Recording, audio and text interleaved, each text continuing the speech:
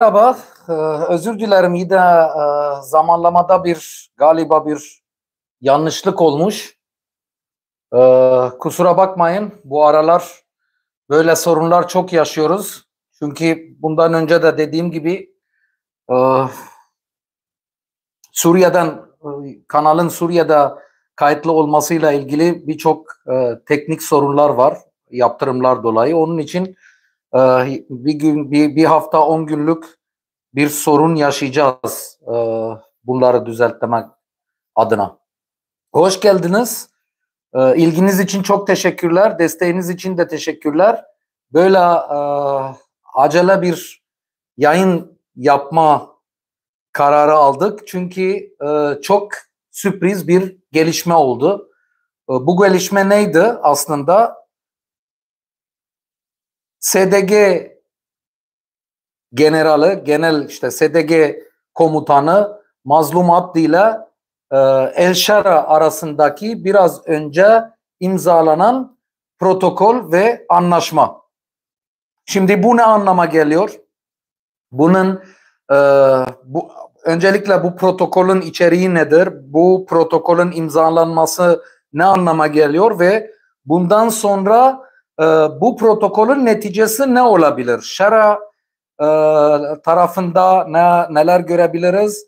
SDG tarafında nasıl değişiklikler olabilir? Ayrıca Alevilerle ilgili, Dürzilerle ilgili, yani genel olarak Suriye ile ilgili bu anlaşmanın neticeleri nedir? Videoya başlamadan bir daha hatırlatayım. Biliyorum her zaman bunu söylüyorum ama desteğinize ihtiyacım var.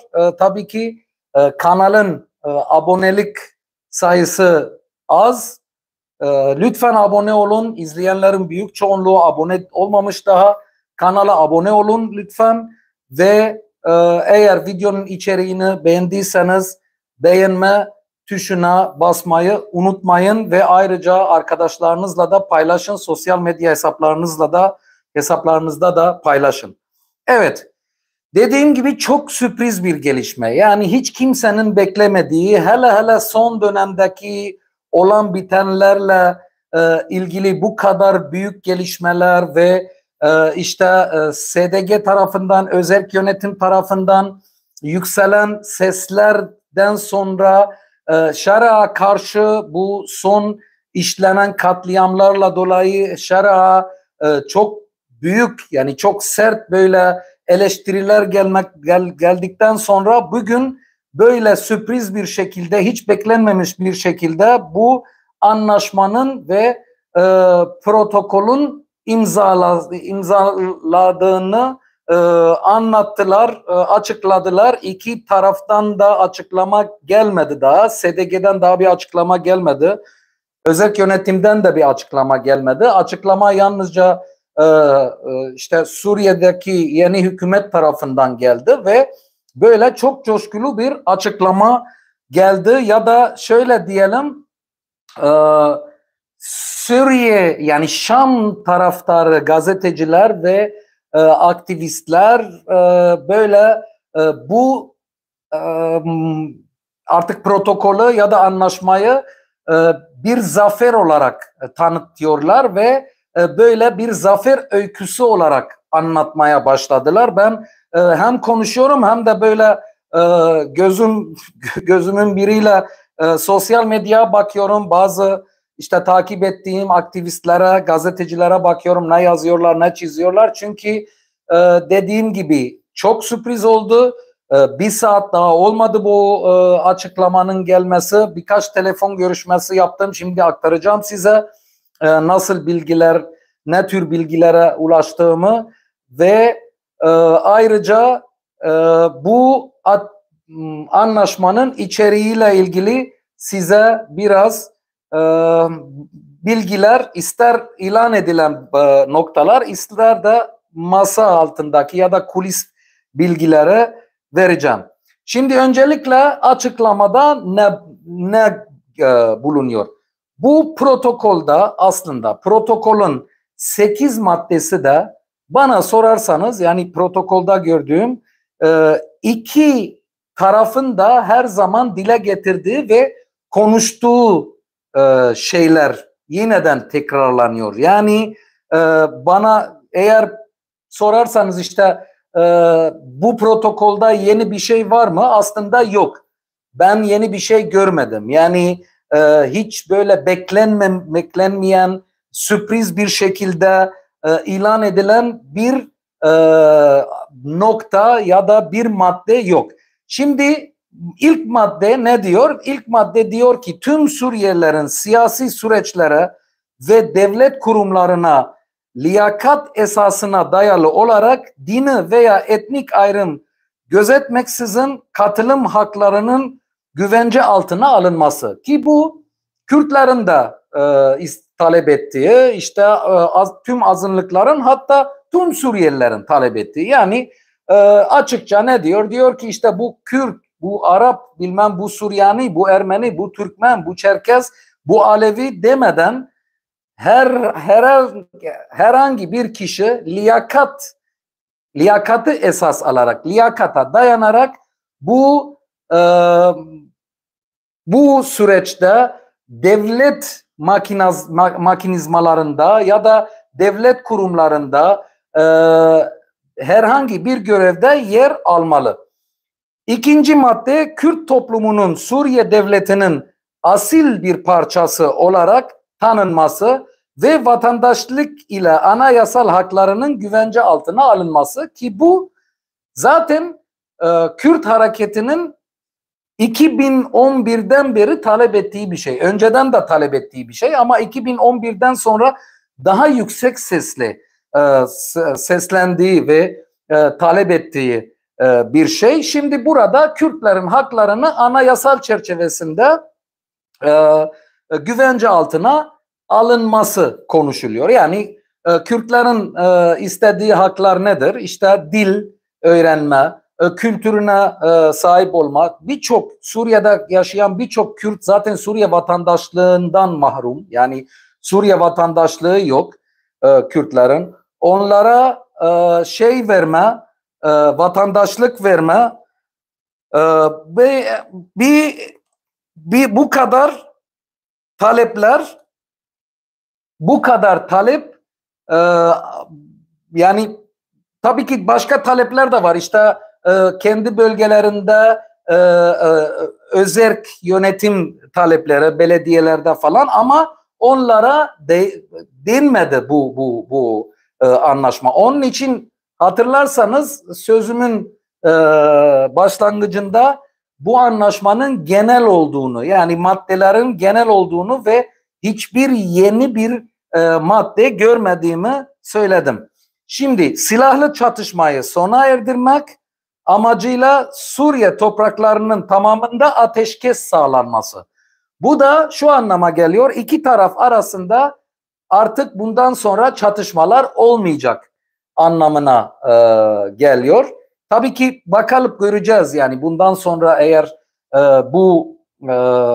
bu şart ya da bu madde gerçekleştirilebilir mi? Ama genel olarak tabii ki çatışmaların durması çok iyi bir şey. Şimdi El Şara Şam'a ulaştığında aslında El Şara güçleriyle SDG arasında hiçbir çatışma yaşanmadı. Ama Türkiye'nin kurduğu ve donatıp ettiği Suriye Milli Ordusu milisleri arasında, milislerle SDG arasında her zaman çatışmalar devam ediyordu. Dün gece Halep'te de iki taraf arasında ilk defa olarak SDG ile El Şara kuvvetleri arasında bir çatışma yaşandı, ama böyle büyük çaplı bir çatışma değildi. Onu da aktaralım.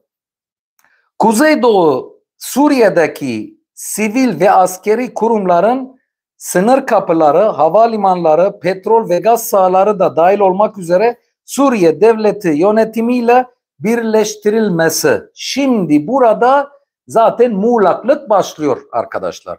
Şimdi birleşme diyor bu anlaşmada. Birleşme nasıl olacak?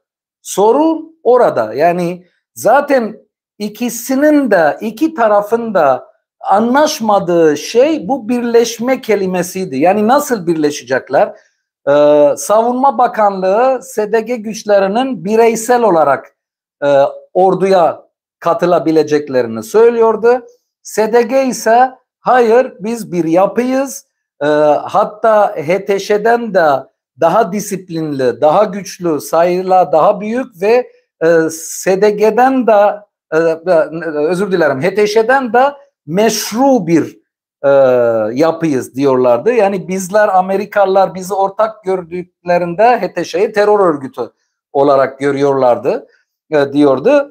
Ve onun için biz bir yapı olarak, yani tüm bir çatı olarak buraya entegre olabiliriz diyorlardı. Şimdi burada bir birleştirilme konusu, bir birleşme kelimesi kullanılmış. Ama bu birleşim nasıl olacak? Orada muğlak, bence zaten sorun orada olacak. Yani eğer bu anlaşma nihayetine kavuşmazsa ya da bu anlaşmada bir kırılma olursa bu noktada kırılma olacak. Yoksa havaalanı, işte geçit kapıları, sınır kapıları, petrol sahalarında bir sorun yoktu zaten. Zaten özerk yönetim diyordu ki bu petrol yalnızca bizim değil, hepimizin, hükümetin de, Şam'ın da bu petroldan yararlama hakkı var ama bizim payımızı da orada almalıyız. Yani bizim bölgenin payını almalıyız diyordu. Özerk yönetim özel olarak, biz özerk yönetim olarak buradan pay almalıyız demediler hiçbir zaman. Burada da muğlaklık var. Yani Şam bunun kontrolünü ele geçirecek, alacak. Ondan sonra ne olacak? Bu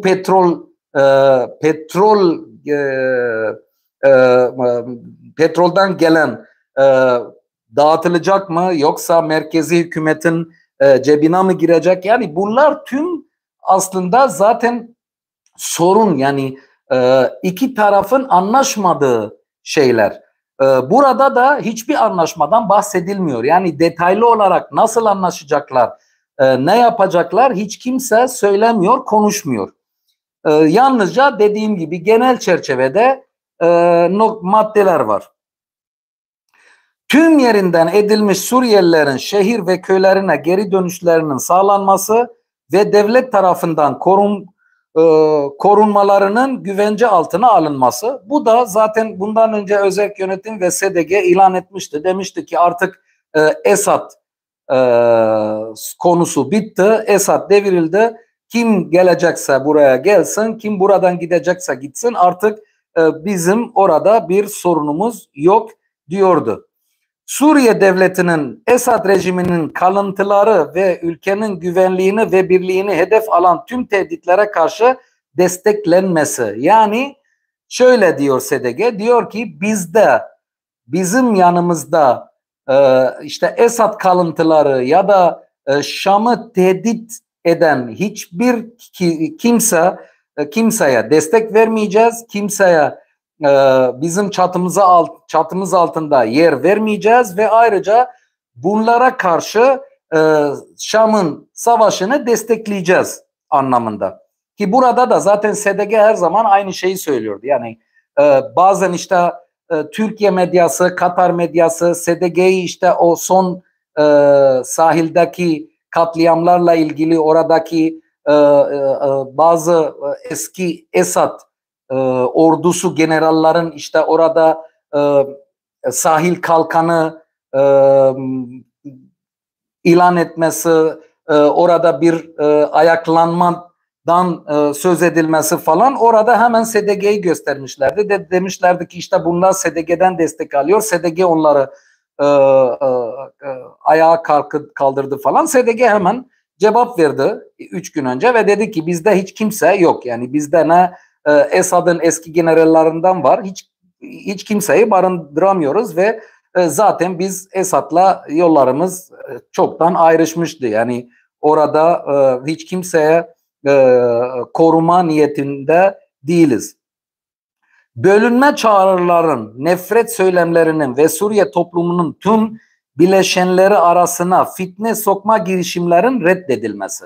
Ki bu da iki tarafın da söylediği şey. Şimdi El Şara bunu yapacak mı? Bakalım göreceğiz. Çünkü görüyorsunuz yani El Şara'nın etrafındaki cihatçılar zaten nefret söyleminden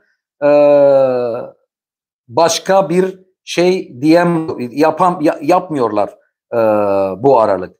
Son nokta ise yürütme komiteleri anlaşmanın yıl sonunu geçmeyecek şekilde uygulanması için çalışacaklar.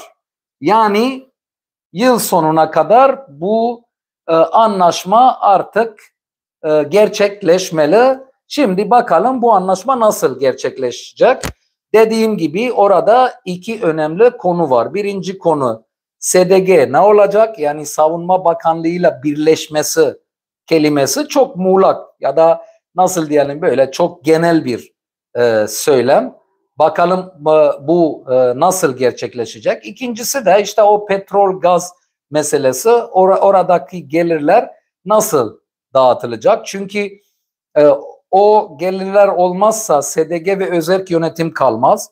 Ayrıca Şam'da o gelirlerin çok muhtaç. Yani onları çok istiyor. Onun için bakalım burada nasıl bir anlaşmanın pratiğinde ya da sahadaki uygulama nasıl olacak?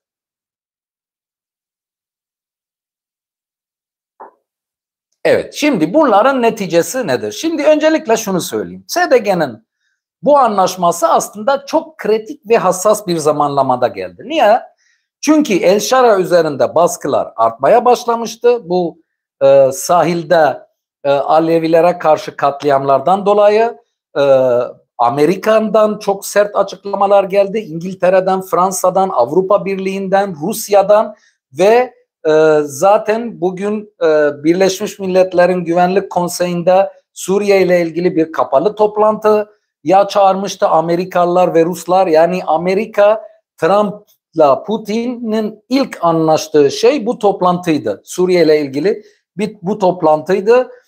İçeriden sesler çok yükselmişti. Aleviler bu saate kadar taleplerinden vazgeçmiyor. Uluslararası koruma talep ediyorlar.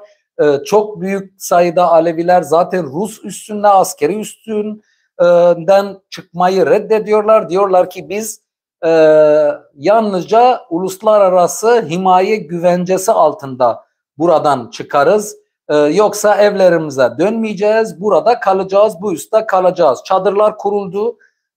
Rusya'nın Cebre'deki Himamim üstünde ve insanlar üstten çıkmayı reddediyorlardı. Ayrıca Birleşmiş Milletler'den bir heyet Alevi köylerinde geziyordu. Yani dediğim gibi çok büyük baskılar altındaydı Şara.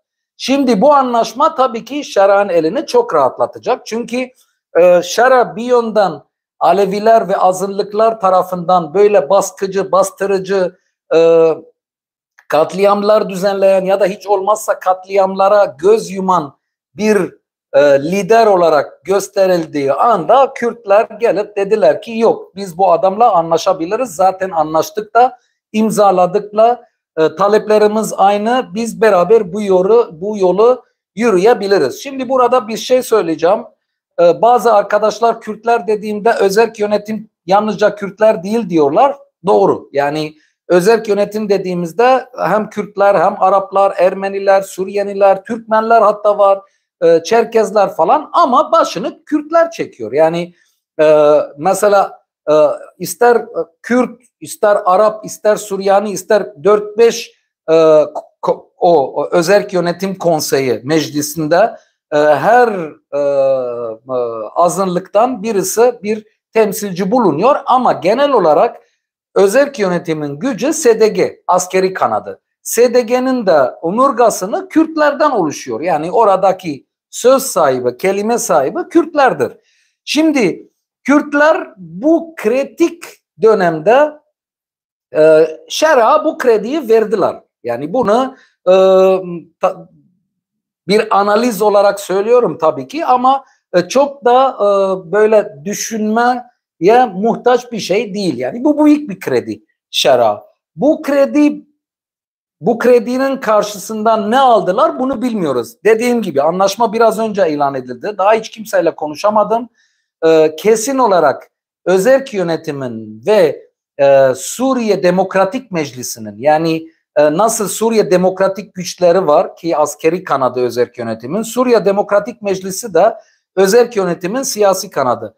Hatta Suriye Demokratik Meclisi'nden birçok kişinin bu anlaşmadan haberi yoktu diye biliyorum. Çünkü birçok kişiyle konuştuğumda onlar da, bazıları hatta benden duydu bu anlaşmanın olduğunu ya da böyle bir anlaşmanın imzaladığını, bu haberi. Şimdi orada belli ki anlaşma SDG, yani özerk yönetimin askeri kanadıyla El-Şara arasında pişirilmiş bir anlaşma. Pişirilmiş diyorum arkadaşlar, burada yani nasıl diyelim, böyle bir olumsuz ya da bir negatif şeyden söz etmek için değil, ama o kadar hızlı, çabuk ve beklenmeyen bir şekilde, beklenmeyen bir zamanlamada oldu ki yani burada bir pişirme gördüğümü açıkça ifade etmeliyim.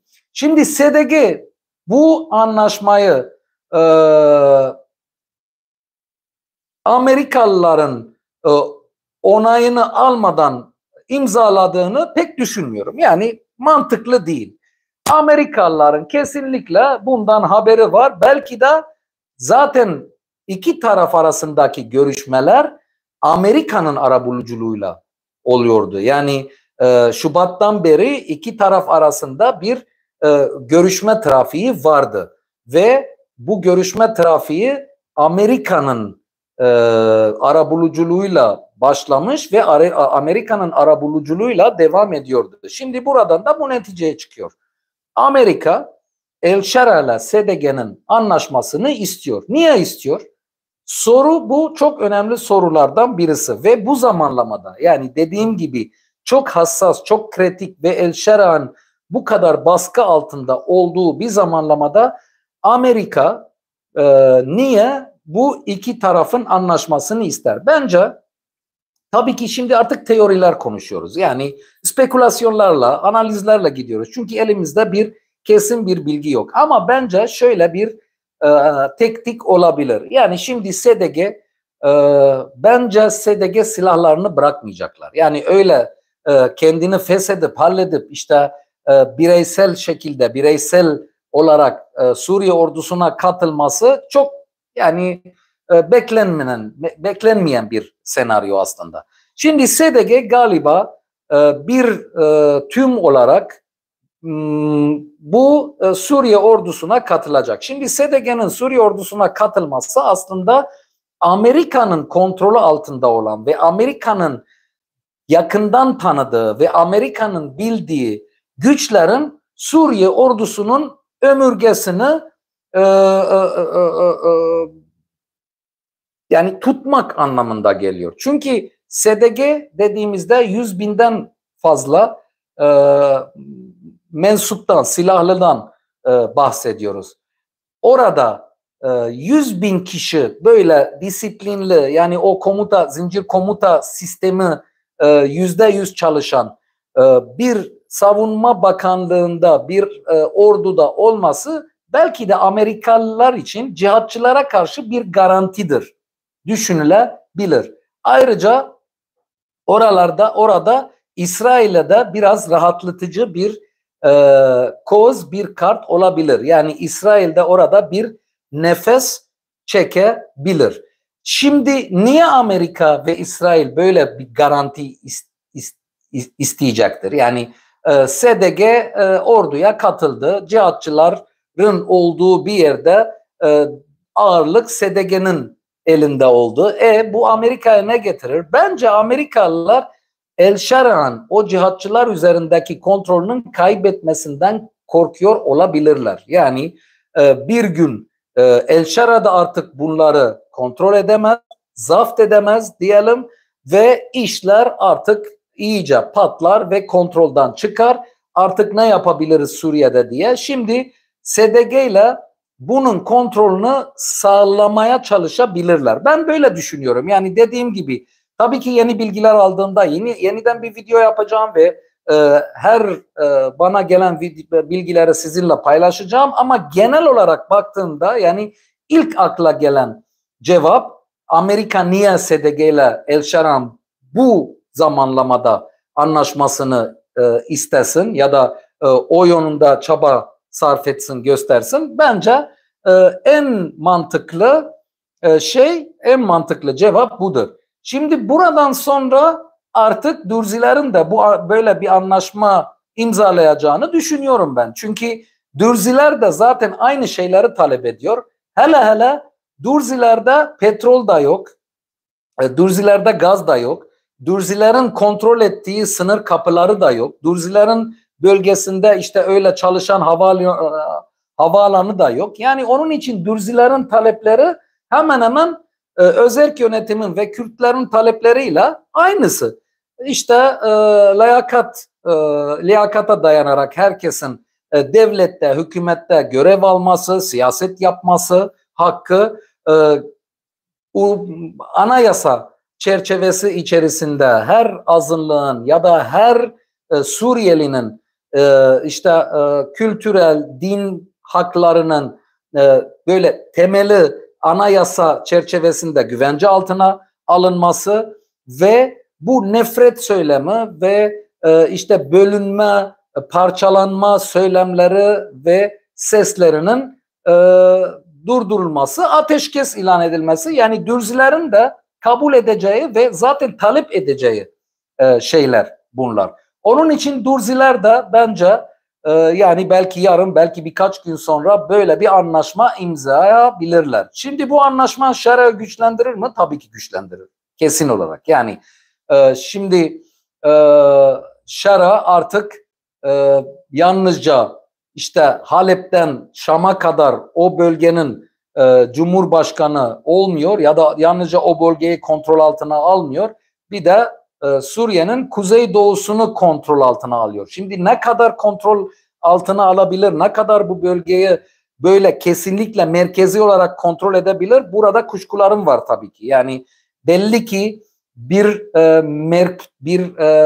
merkeziyet dışında böyle bir özellik verilecek bu bölgelere. Ne kadar sürer onu da bilmiyorum ama genel olarak bence Dürziler de, Kürtler de o özelliği biraz alacaklar. Şimdi idari bir özellik olacak. Siyasi özellik olmayacak tabii ki. Zaten ikisinin de siyasi özellik talepleri yok.